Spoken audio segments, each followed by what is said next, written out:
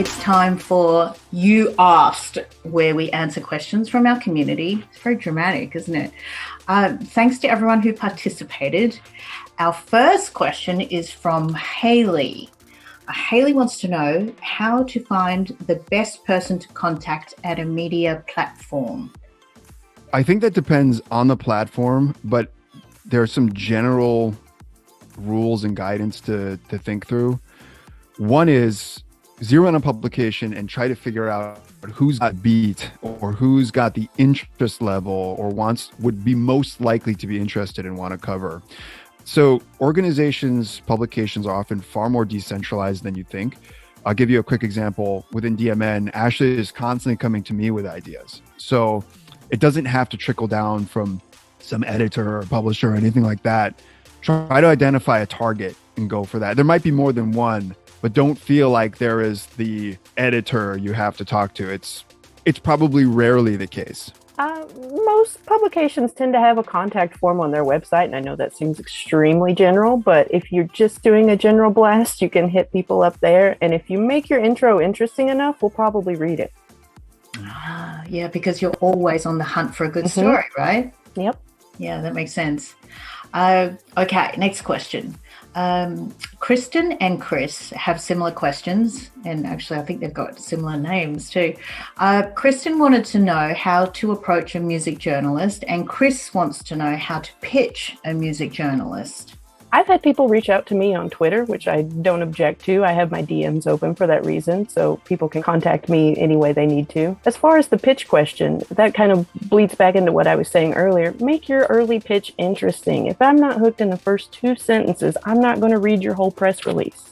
So tell me the stats that you're telling me. Tell me everything that I need to know in a short 5-sentence summary that I can just skim and say, hey, this looks interesting, or I pass.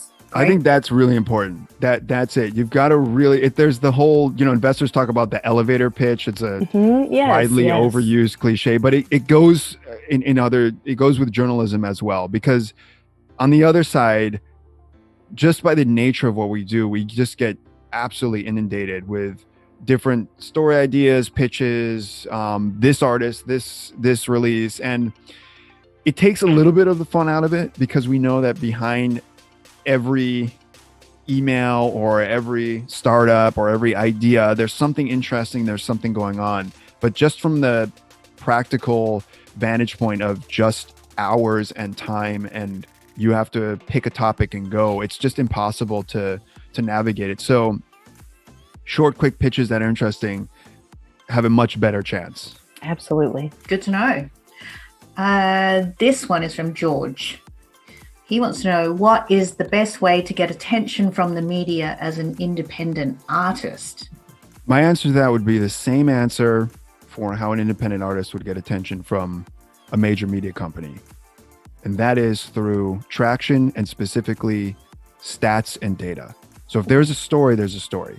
These days, you can't deny it. You cannot deny something that's going on. I can log on to, let's say, Chartmetric, and I can see what's going on. I can see that there's engagement, there's traction, there's interest. I can look up TikTok stats and be like, wow, this is really going on.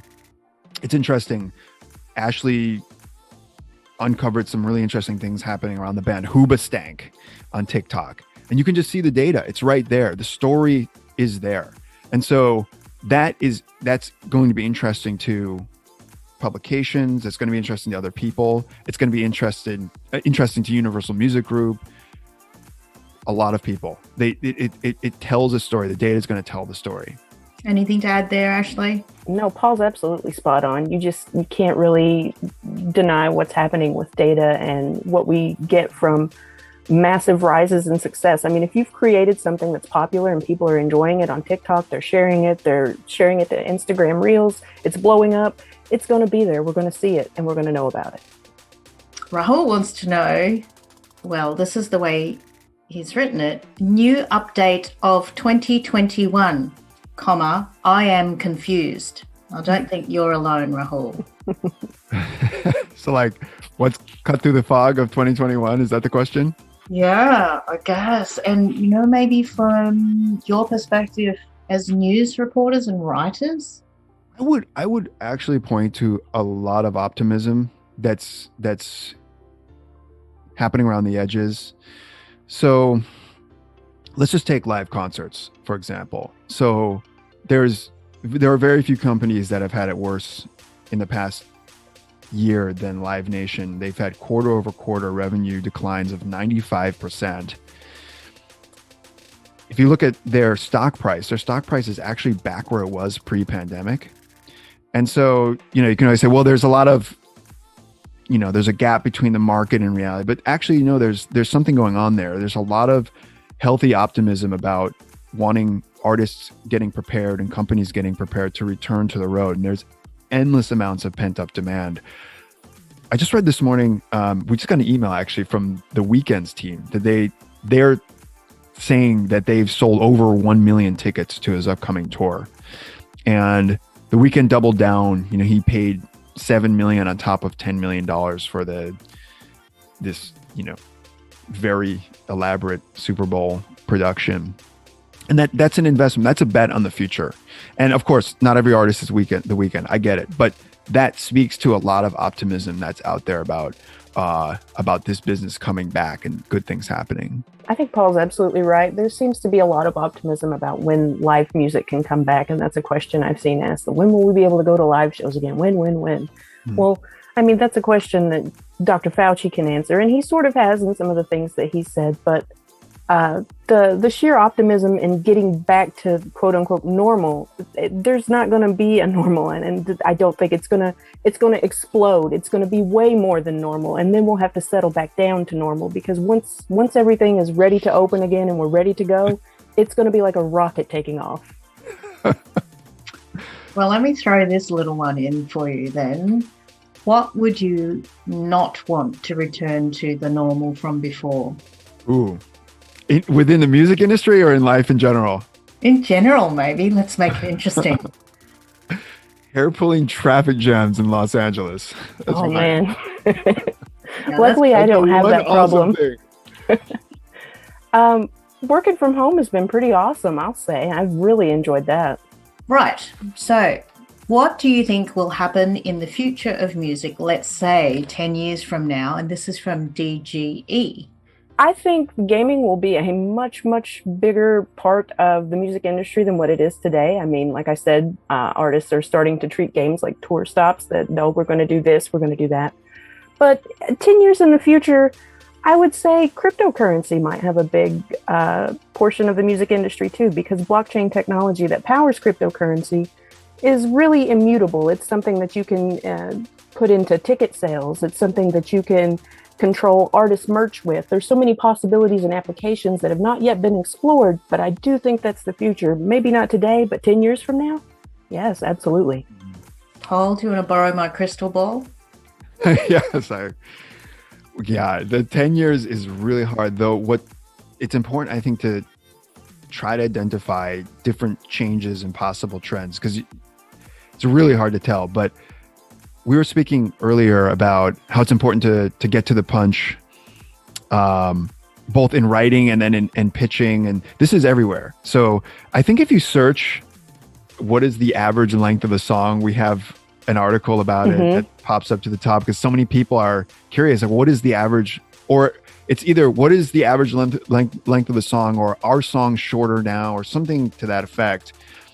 And it's fascinating, because the length of a song of your average song has declined dramatically certainly over the past 10 years, definitely over the past 20 years.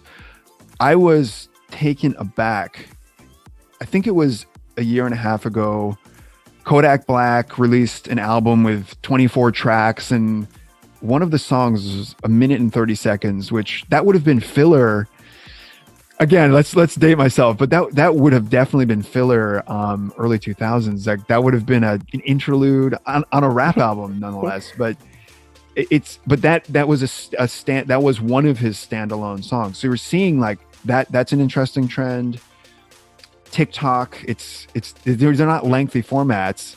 Okay, so let's put that over there. But then, wow, there's the other side too. There's the explosion of vinyl. That's long form. That's when you sit down, you drink a wine, and that's going to be a whole side A, and that is not a 1 minute and 30-second track. So don't negate that, right? And that's another that's been going on for 14 years. Is that going to go on for another 14 years? I don't know, but it's really important to keep your eye on that. And then all the changes that Ashley was speaking upon with gaming, I can't even imagine where that goes next. But there's so much fluidity now that there will be dramatic changes. I can't venture and say cryptocurrency. I can't say that. I just don't know. Fair enough. And I've noticed too that the introductions to songs are getting a lot shorter. I mean, once upon a time you could have 8 bars of music, but now, hey, you wait 8 bars and everyone's fallen asleep. So